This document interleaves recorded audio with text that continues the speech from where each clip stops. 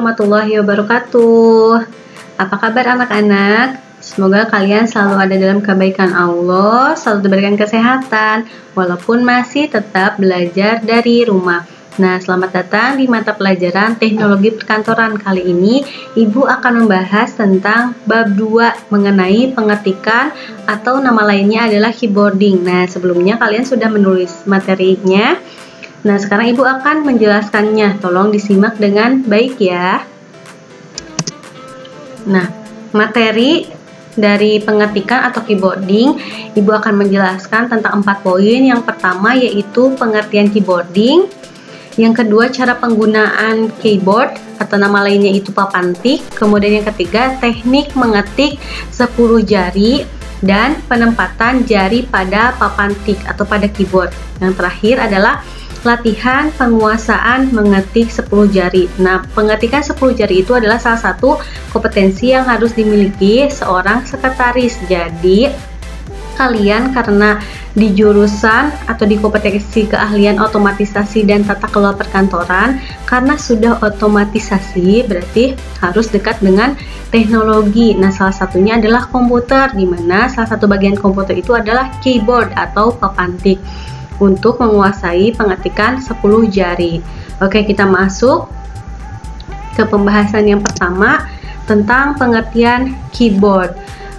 Rasanya di SMP mungkin ada mata pelajaran komputer atau TIK. Nah, mungkin kalian sudah tidak asing dengan salah satu hardware ini, salah satu bentuk dari bagian komputer ini.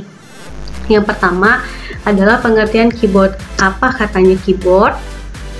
Oke, keyboard dalam bahasa Indonesia berarti papan tombol jari atau papan tombol. Nah, yang ada di background ini yang berwarna hitam menonjol ini adalah keyboard.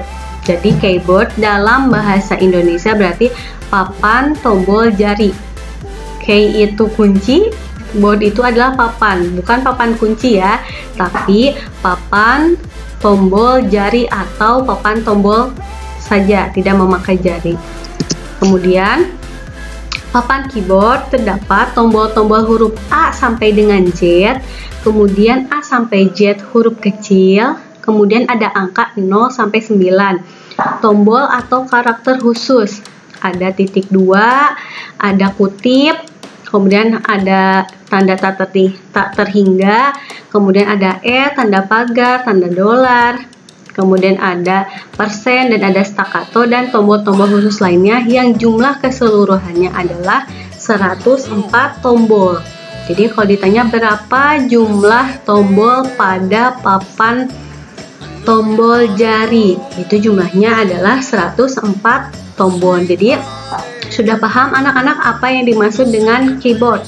Keyboard itu adalah papan tombol jari atau papan tombol. Oke, selanjutnya. Nah, tampilan keyboard nanti boleh dihitung sama kalian, ini ada 104 atau tidak ya jumlahnya.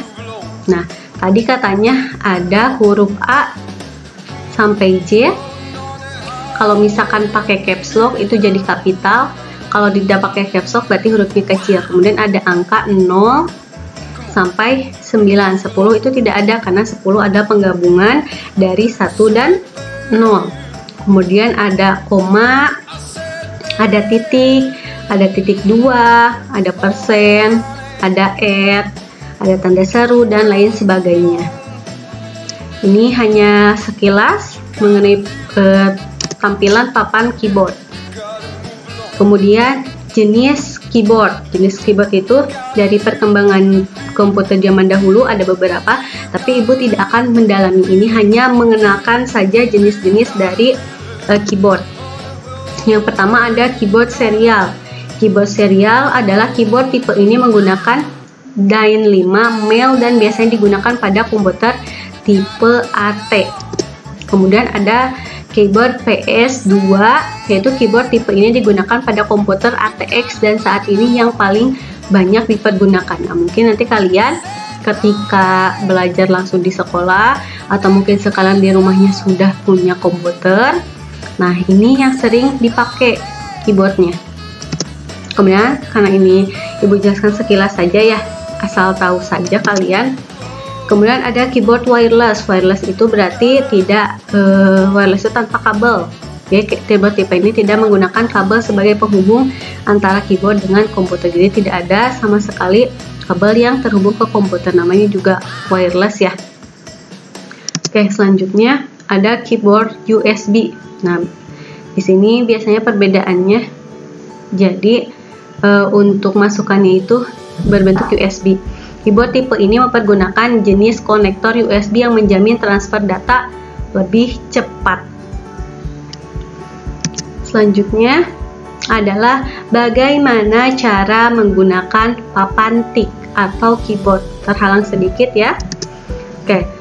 Nah, seperti yang telah Ibu jelaskan tadi, bahwa untuk mengetik kecepatan merupakan salah satu kompetensi yang harus dimiliki oleh seorang administrator atau sekretaris dalam melakukan pengetikan. Hal tersebut disebabkan semua pekerjaan administrasi hampir seluruhnya membutuhkan pengetikan. Bikin surat itu kan diketik ya sekarang di komputer, berarti butuh kompetensi untuk pengetikan, terutama pengetikan 10 jari, jadi memaksimalkan jari yang ada. Kemudian untuk mendapatkan hasil pengetikan yang cepat, hal yang harus diperhatikan yang pertama adalah posisi duduk yang baik saat mengetik. Jadi posisi duduknya itu harus tegak, kemudian tidak boleh gini, tidak boleh membengkuk, harus tegak. Tapi tegaknya bukan tegak tegang ya, gitu ya, bukan tegak-tegang, tapi tegak tapi relax. Jadi enak gitu pengetikannya. Kemudian posisi duduk itu dari badan, kemudian kakinya itu tidak melipat ke atas, tidak menggantung juga. Jadi kalau misalkan meja itu kan suka ada pijakannya ya, nah kakinya tuh di atasnya.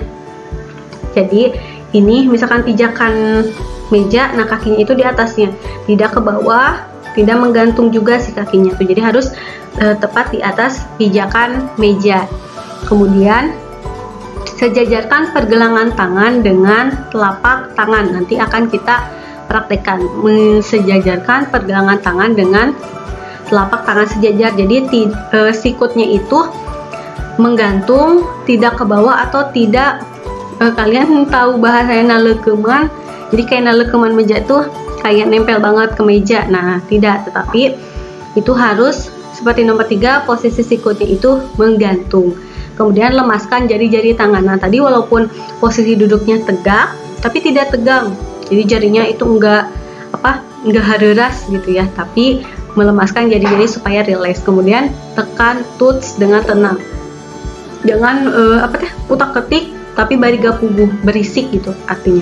Nah semoga tata cara ini bisa segera kita praktekkan di sekolah ya. Ibu hanya memberikan teorinya dulu, nanti prakteknya lebih serunya kita belajar langsung di sekolah. Selanjutnya struktur tombol atau touch pada keyboard. Yang pertama itu dibagi menjadi 4. Yang pertama ada tombol tik. Tombol tik adalah bagian keyboard yang berisi huruf, angka, dan tanda baca. Nah itu disebut dengan tombol tik atau typing case. Kemudian ada ini struktur tombol itu atau bagian-bagian pada keyboard ya, bisa dibaginya. Kemudian ada numeric keypad, adalah bagian keyboard yang berisi angka. Jadi hanya angka saja yang berfungsi untuk memasukkan data berupa angka dan operasi hitung. Selanjutnya yang ketiga, tombol fungsi atau function case, bagian keyboard yang berisi tombol dengan perintah khusus untuk mendukung sistem operasi ataupun aplikasi. Biasanya ini dipakai di aplikasi-aplikasi tertentu untuk memulai, untuk mengakhiri, atau untuk menjeda. Nah itu ada tombol-tombol khusus. Biasanya ada, nanti kalian bisa melihat ada F1, F2, F3 sampai dengan F12. Kemudian ada tombol kontrol atau control case. Tombol kontrol adalah bagian keyboard yang mencakup 4 tombol panah. Ada N, ada insert, delete, page up, page down, control, alternate, dan escape. Itu adalah tombol-tombol kontrol. Biasanya kalau misalkan kita mau mengakhiri satu tampilan, ya bisa pakai escape. Atau misalkan kita mau mengcopy tanpa menekan di aplikasinya, kita bisa pakai keyboard dengan Ctrl+C. Nah, itu adalah tombol-tombol kontrol yang ada di keyboard. Kemudian, nah ini adalah bagian yang tadi Ibu jelaskan. Ini adalah gambarnya. Nah, untuk typing case itu terdiri dari angka dan huruf serta tanda baca. Ini A sampai Z, kemudian ini ada angkanya, ada tanda bacanya, ada kutip, ada tanda tanya, ada koma. Nah, itu adalah typing case. Kemudian untuk function case biasanya untuk perintah pada aplikasi F1 sampai F12. Kemudian control case ada delete, kemudian ada page up, page down, backspace di sini. Kemudian ada numeric keypad biasanya untuk yang bekerja sebagai akuntan atau bekerja di bank. Nah, biasanya sangat hafal menggunakan numeric keypad ini. Terdiri dari tombol-tombol angka. Jadi angkanya itu kalau orang akuntan atau orang yang bergelut dalam keuangan bukan menggunakan angka-angka yang ada di sini, tapi di sini. Coba aja lihat kalian di kasir-kasir. Kalau kasirnya ada komputernya, kemudian ada keyboardnya, biasanya menekannya ke sini. Ini namanya numeric keypad. Selanjutnya, teknik mengetik 10 jari dan penempatan jari pada papan tik keyboard. Jadi harus diletakkan di mana sih Bu 10 jari yang kita punya pada papan tombol itu? Yang pertama, letakkan jari kiri. Ini kalau kalian di rumah mungkin ini kanan ya, tapi di Ibu ini adalah kiri. Letakkan jari kiri dan kanan pada home case. Home case itu nanti di sana ada seperti namanya itu pangkal. Home case itu adalah pangkalnya. Home case-nya itu adalah letakkan jari tangan kiri kecuali ibu jari pada huruf A, S, D, F, dan A, S, D, dan F. Jadi letakkan di home case atau posisi pangkal. Untuk jari kiri, ini tangan kiri ya. Jadi ibu jarinya itu tidak diletakkan dulu, tetapi ini huruf A, kelingking, ini manis S, ini jari tengah D, dan telunjuknya itu F. Jadi A, S, D, F. Nah, pada tulis huruf F terdapat tonjolan yang dapat dijadikan sebagai penanda. Jadi di telunjuk itu adalah nanti di papan tombolnya itu kalian bisa lihat sekarang yang punya komputer atau yang punya laptop ada tonjolan, sedikit tonjolan. Nah, itu sebagai penanda bahwa di sana diletakkan untuk telunjuk. Kalau misalkan tangan kiri itu pada huruf F. Kemudian letakkan jari tangan kanan kecuali ibu jari pada huruf J, K, L, titik koma. Pada huruf J juga sama seperti huruf F terdapat tonjolan. Jadi ini J, K, L, titik koma. J, K, L, titik koma disimpan di home case atau di posisi pangkal. Kemudian letakkan kedua ibu jari pada tuts spasi. Spasi itu biasanya yang tutsnya panjang ya. Nah, letakkan di sana. Sudah siap kok. Boleh sambil memahami video ini, nanti setelahnya kalian praktekkan yang punya komputer atau laptop di rumah. Kalau misalkan belum ada, semoga kita segera masuk ke sekolah dan kita bisa mempraktekannya di sekolah bersama-sama. Oke. Nah, ini gambarannya. Posisi pembagian tugas jari pada tangan kiri. Maaf ya, itu kepotong tangan kirinya. Jadi tadi jari kelingking digunakan untuk menekan huruf A, Q, Z, dan angka I. Jadi di keyboard juga ada barisnya. Untuk baris pertama itu diisi oleh fungsi function case yang tadi F1, F2 sampai F12. Kemudian baris yang kedua itu dimulai dari tanda tak terhingga, kemudian ada huruf 1. Nah, huruf satunya itu ditekan pakai kelingking tangan kiri. Kemudian ada Z, ada A dulu, ada Ki, itu baris ketiga. Kemudian ada A, itu di baris keempat. Tombol Shift, Tab, Ctrl key, Windows, dan Caps Lock pada sebelah kiri. Nah, kemudian jari manis digunakan untuk menekan huruf W, S, X, dan angka 2. Angka 2 itu pada baris kedua, X-nya itu pada baris kelima, kemudian S-nya itu pada baris keempat, dan W-nya itu pada baris ketiga. Nah, seperti itu. Jadi tengah, E, D, C, dan angka 3. Nanti kalian bisa menyamakan materi ini dengan melihat keyboard yang aslinya atau melihat keyboard yang tadi. Jari telunjuk, ibu jari itu hanya menekan space dan ALT kiri. Itu untuk ibu jari tangan sebelah kiri. Kemudian tangan sebelah kanannya. Nah, ibu jari digunakan untuk menekan space dan ALT sebelah kanan. Kemudian jari telunjuk digunakan untuk menekan Y, H, N, U, J, M. Kemudian angkanya 6 dan 7.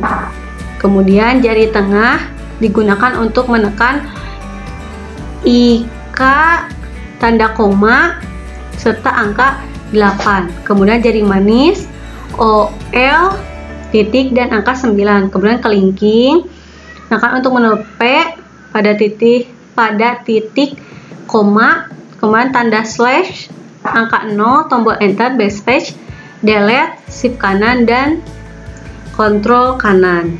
Jadi tidak boleh tuts yang bagian kiri ditekan oleh tangan kanan ataupun sebaliknya. Nah, silahkan dipahami terlebih dahulu pembagian jarinya, pembagian tutsnya. Boleh tuh sambil diraba-raba, disimpan. Untuk penempatan jarinya, yang tadi ini A, S, D, F, ini spasi, dicobain sederhana dulu. Ini J, K, L, titik koma, ini spasi. Jadi ini spasi gini. Nah, seperti itu. Oke. Nah, ini kalian bisa melihatnya. Ini itu baris kedua ya.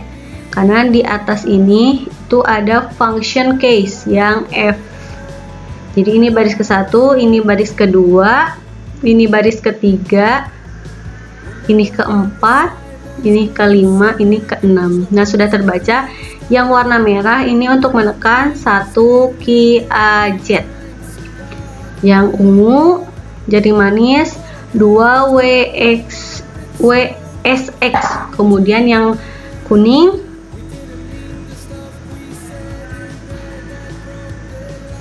ini untuk 3, 4 EDC.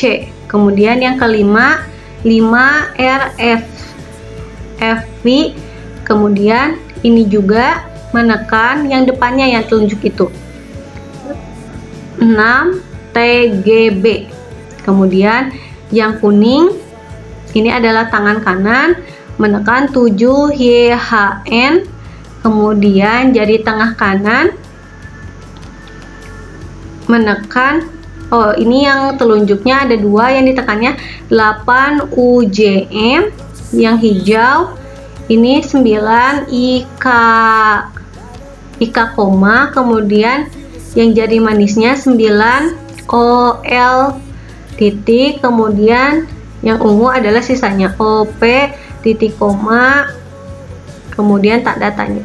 Nah, yang ungu ini semuanya ditekan oleh tangan sebelah kanan bagian kelingking. Untuk yang sebelah kiri di sini ditekan oleh kelingking sebelah kiri. Seperti kontrol, backspace, tab ini ditekan oleh kelingking sebelah kiri. Mungkin di awal pusing ya untuk menentukannya, tapi untuk kedepannya insya Allah gampang kalau sering praktek. Jadi ini ibu ulangi 1 key A, Z oleh kelingking kiri, 2 WSX oleh jari manis sebelah kiri, kemudian 3 EDC oleh jari tengah sebelah kiri, kemudian 4 RFV ini oleh telunjuk sebelah kiri, kemudian 5 TGB juga oleh telunjuk sebelah kiri.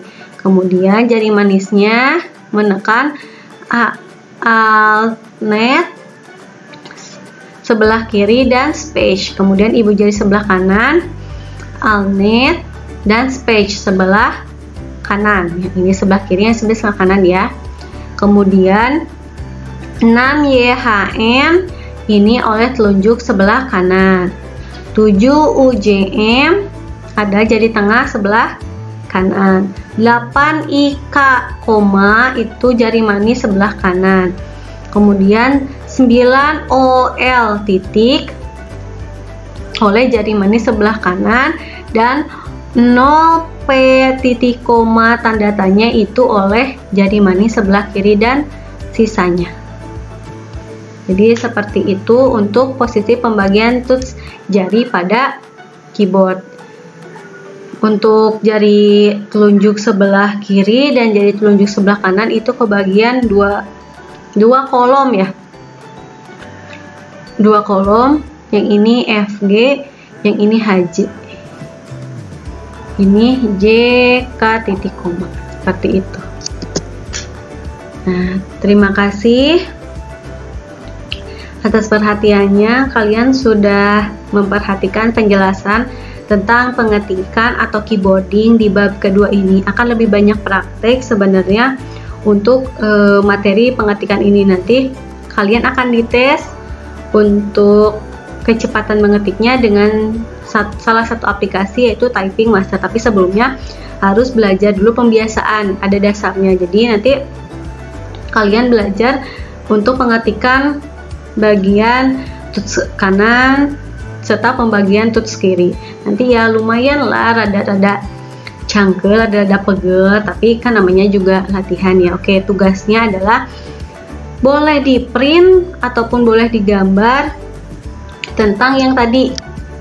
Nah, gambar yang ini, tapi ibu pengennya di kertas A4. Kalau misalkan memungkinkan untuk ngeprint di A3 boleh, lebih besar lebih bagus, ataupun di A4 boleh di print, atau kalau misalkan lebih paham di gambar boleh untuk penempatan jarinya. Nah, mungkin tadi di sini ada beberapa yang kurang tepat, seperti angka 3 ini bukan ditekan oleh jari manis, tapi ditekan oleh jari jari tengah yang ini. Nah, nanti untuk gambar betulnya ibu kirimkan di materi. Nanti tugasnya kalian boleh menggambar, boleh di print gambarnya boleh. Nah, nanti difotokan, nanti baru dikirim tugasnya di Smart Learning. Ibu harap sih kalian bisa menggambar untuk memahaminya, tetapi kalau misalkan rada ribet ya, memang rada sulit juga, boleh juga nanti kalian di print saja, kemudian ditempel di kamar seperti menghafal dulu waktu kecil kalian ya. Tapi kali ini beda, kalian menghafalkan pembagian touch pada keyboard ya. Semoga kalau sering dilihat nanti sering hafal dan cepat untuk latihannya. Mungkin seperti itu yang dapat ibu sampaikan. Mohon maaf apabila banyak kekurangan. Wabillahi taufiq wal hidayah. Wassalamualaikum warahmatullahi wabarakatuh.